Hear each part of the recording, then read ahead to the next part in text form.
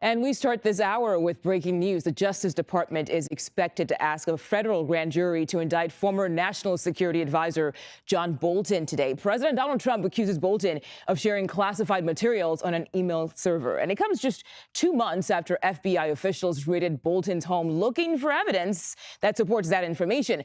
Investigators seized boxes from both his home and his office, but it's not clear if any of what they found led to today's possible indictment. CBS News Justice correspondent Scott MacFarlane joins us now for much more. Scott, thank you for your time. What do we know, and what are you watching for today? We know there's a grand jury convened in Greenbelt, Maryland, at the federal courthouse there.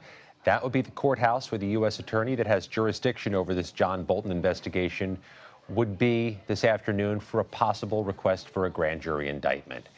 We know according to two sources speaking with CBS News, the Department of Justice could make this presentation to secure a grand jury indictment against Bolton as early as today while this grand jury is convened. As the images show you on the side of your screen, grand jury will be looking at a matter that has already been the result of a federal raid on John Bolton's home in Maryland and his offices in Washington, D.C. We know the feds seized electronic materials during those search warrants. We also know this is an investigation that has some nexus to the possession or mishandling of classified records. John Bolton has declined or has denied any wrongdoing consistently, unambiguously for months now. But this matter, this investigation of John Bolton, is crystallizing at least today with a possible indictment in Greenbelt, Maryland. Yeah, Scott, could you walk us through what goes into a grand jury indictment like this one, and just how similar or even different is this case to the one against former FBI Director James Comey? That's a good question, because it's going to be easy to lump this together with the two other high-profile political rivals of Donald Trump who've recently been indicted: Letitia James, the New York Attorney General, and James Comey, the former FBI Director. But Comey and James were both indicted in a different jurisdiction in the Eastern District of Virginia by a U.S. attorney put in place just days before those indictments by the president. A Trump White House aide was named U.S. attorney and in quick succession secured grand jury indictments against Comey and against James. This is happening in Maryland, and the sources speaking with CBS News say these will be career prosecutors, not political appointees, who'd be facing a grand jury today. And this matter is a bit different because a judge has already approved in August the search warrants, the federal raids in Maryland and D.C. against John Bolton. So this feels like a different level of investigation than the ones that have resulted in indictments of James Comey and Letitia James. And we'll wait and see what happens this afternoon. Scott MacFarlane, thank you. And CBS News White House reporter Aaron Navarro is live outside the White House right now. Aaron, thank you for your time. Could you walk us through the history of John Bolton and President Trump? Yeah, John Bolton is someone that represents kind of the Republican establishment, the old guard, compared to when President Trump came in his 2016 campaign. Bolton had worked under Presidents Reagan as well as Bush, and also served as the national security advisor for a time during President Trump's first term. Though their relationship frayed, and Bolton began to write a memoir titled, quote, "The Room Where It Happened."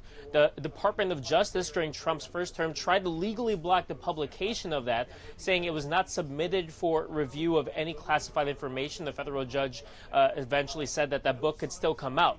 In that book are claims that Trump linked aid for Ukraine to political investigations, which was kind of the basis for Trump's first impeachment. Bolton, since that book has come out, has been critical of Trump politically. And once Trump returned to the White House for the second term, he did strip Bolton of his security protections. After that FBI raid of Bolton's home in August, President Trump said he did not speak to Attorney General Pam Bondi about it, but then added, quote, "I'm not a fan of John Bolton." So does this foreshadow future cases into the president's political rivals? In a way, it does, and President Trump has named some names before. Letitia James, who was recently indicted, was one name that he has mentioned, as well as California Senator Adam Schiff for his prevalent role when it came to Trump's first impeachment. Take a listen to President Trump talk about Schiff and other political rivals here. They have committed massive political crime. I hope they're looking at Shifty Schiff. I hope they're looking at all these people. And I'm allowed to find out. I'm allowed to, I'm, in theory, the chief law enforcement officer. but I have a very good, talented group. This is about something else, but I hope they're looking at political crime, because there's never been so much political crime against a political opponent as what I had to go through. They raided my house in Florida. It was an...